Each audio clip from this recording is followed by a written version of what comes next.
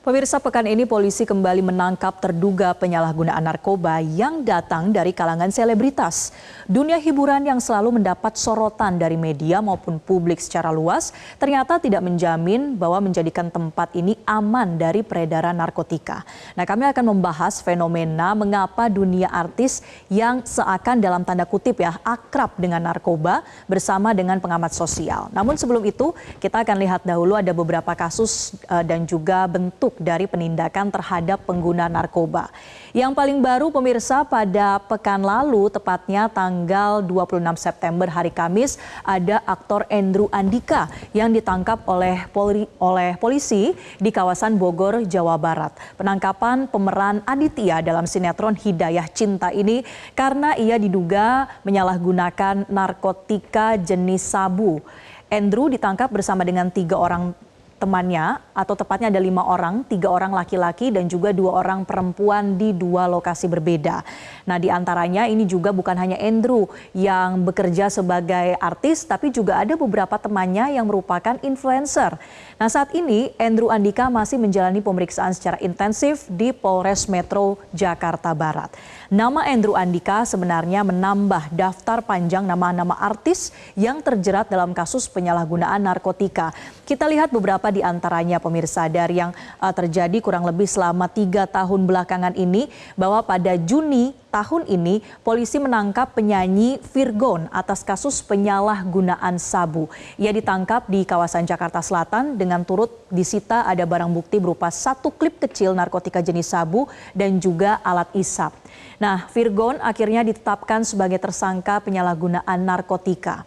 Ada pula yang tidak berselang sebelumnya beberapa lama, ini adalah aktor Epy Kusnandar yang juga ditangkap pada bulan Mei tahun ini 2024 bersama dengan rekannya yang juga artis Yogi Gambles. Hasil dari tes urin keduanya baik Epy ataupun Yogi ini positif mengandung zat aktif seperti yang terkandung pada ganja. Epy diketahui mengalami depresi dan juga sempat dirawat di Rumah Sakit Ketergantungan Obat atau RSKO Fatmawati.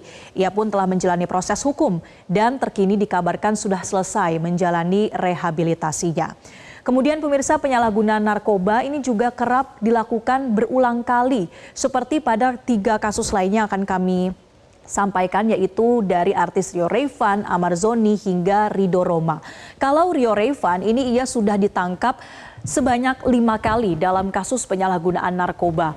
Tepatnya 4 kali pertama ini adalah di tahun 2015, 2017, 2019, 2021 dan yang terkini adalah tahun 2024. Karena kemudian sudah 5 kali tertangkap dalam kasus narkotika, ia tidak lagi bisa diberikan hukuman rehabilitasi dan saat ini ia terancam hukuman penjara selama 12 tahun akibat penyalahgunaan sabu.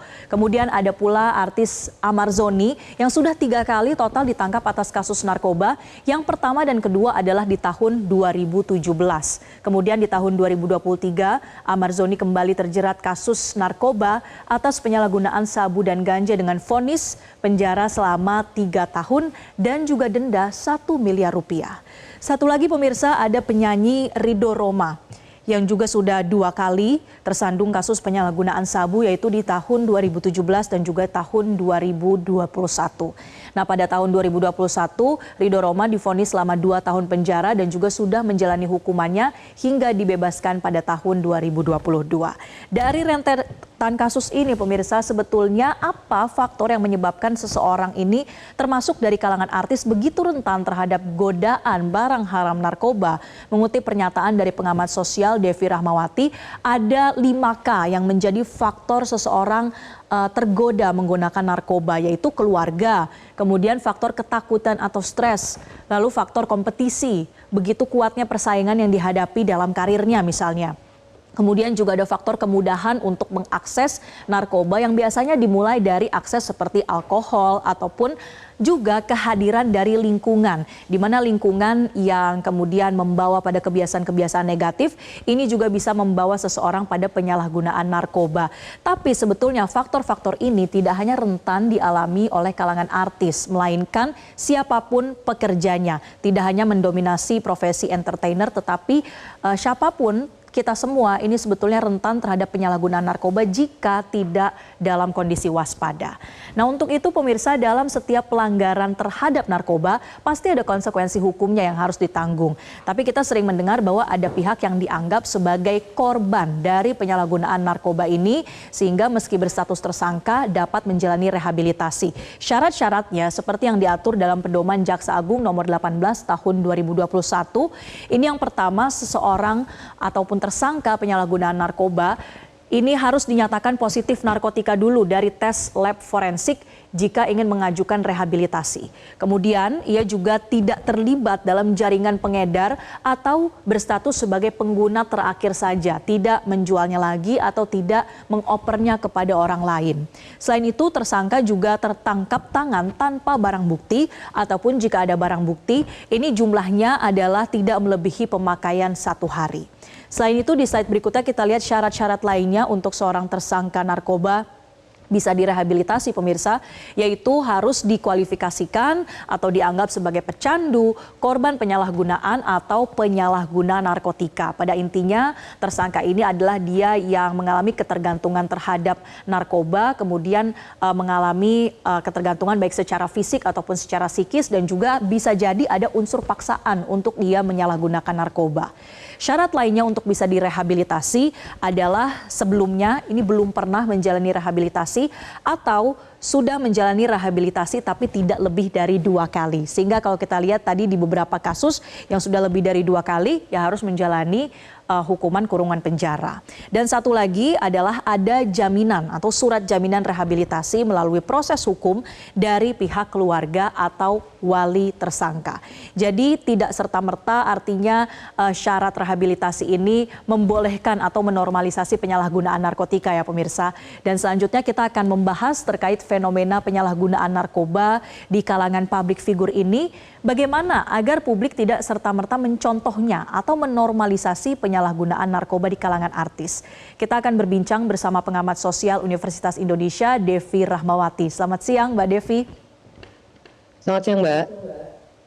Ya Mbak Devi, kalau kita lihat ini lagi-lagi ada kasus narkoba di kalangan artis. Nah, apakah dunia hiburan ini memang menjadi tempat atau sasaran yang begitu rentan dalam penyalahgunaan narkoba?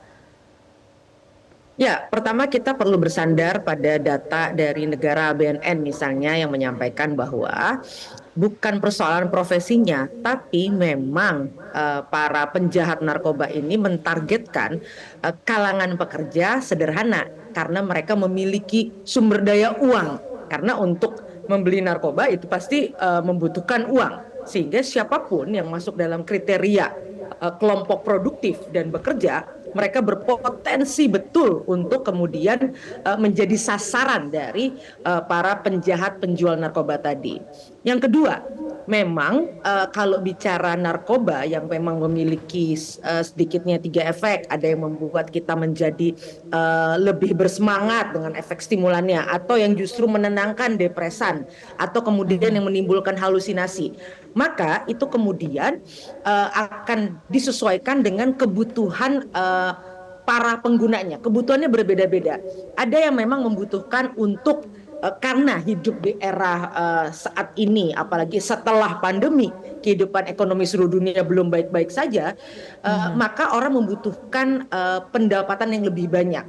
Nah, untuk mendapatkan pendapatan yang lebih banyak, mereka membutuhkan energi yang lebih besar. Sayangnya ada sebagian orang yang ingin menyuntikkan energi itu lewat jalan pintas dengan narkoba, gitu ya, sehingga dia bisa kuat punya 2-3 pekerjaan dan sebagainya. Makanya profilnya kan bahkan mohon maaf ada pengajar, dosen dan sebagainya. Gitu.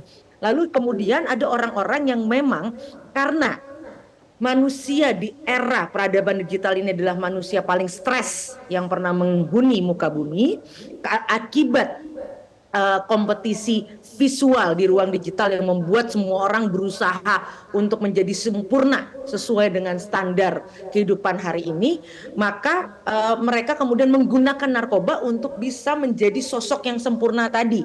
Salah satunya lewat fisik. Makanya narkoba berdasarkan penemuan kan juga banyak yang dikaitkan dengan misalnya susu, lalu obat diet dan sebagainya, gitu kan. Lalu yang ketiga adalah karena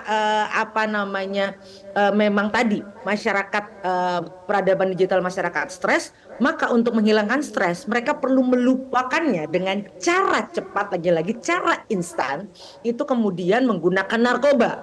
Nah, Baik, Mbak Devi. kondisi seperti ini yang kemudian mendorong siapapun termasuk artis berpotensi untuk kemudian terjerat narkoba. Ya, kalau kemudian public figure yang seringkali menjadi role model juga ya, menjadi teladan bagi masyarakat ini terus terekspos dengan narkoba atau mungkin tokoh-tokoh masyarakat lainnya, bagaimana supaya kasus-kasus ini tidak membuat masyarakat kita jadi permisif atau menormalkan dia aja pakai narkoba, kenapa kita tidak, misalnya seperti itu. Bagaimana supaya ini tidak membuat salah paham di tengah masyarakat yang menjadi lebih permisif terhadap narkoba? Narkoba yang digunakan artis menunjukkan artis itu mencerminkan masyarakat, karena suka tidak suka artis adalah bagian dari masyarakat. Nah, ketika kemudian negara tegas dengan hadirnya penangkapan dan sebagainya, ini sebenarnya merupakan sebuah sinyal bagi masyarakat bahwa narkoba itu bukan sesuatu yang tepat. Dan tapi memang menariknya adalah begini.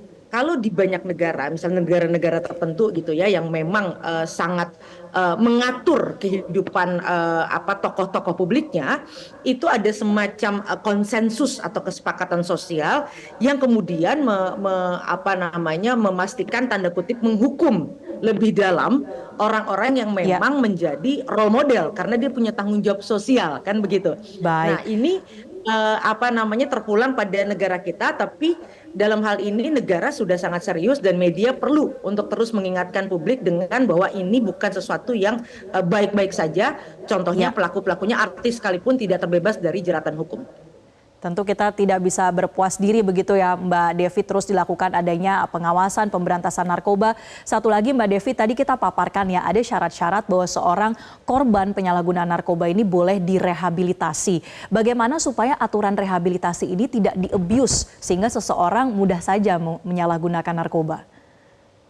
Sekarang di era keterbukaan seperti hari ini yang bahkan tanda kutip sudah era yang sangat telanjang, informasi begitu terbuka, semestinya publik yang peduli dengan kehidupan bermasyarakat tentu akan menjadi salah satu pengawas termasuk dengan media. Ini penting agar kita memastikan bukan persoalan kemudian kita tidak ingin memberikan maaf pada orang yang pernah terpleset dan sebagainya, tapi kita ingin menyelamatkan lebih banyak orang lain melalui contoh hukuman atau pelajaran yang diberikan pada orang yang tersangkut narkoba.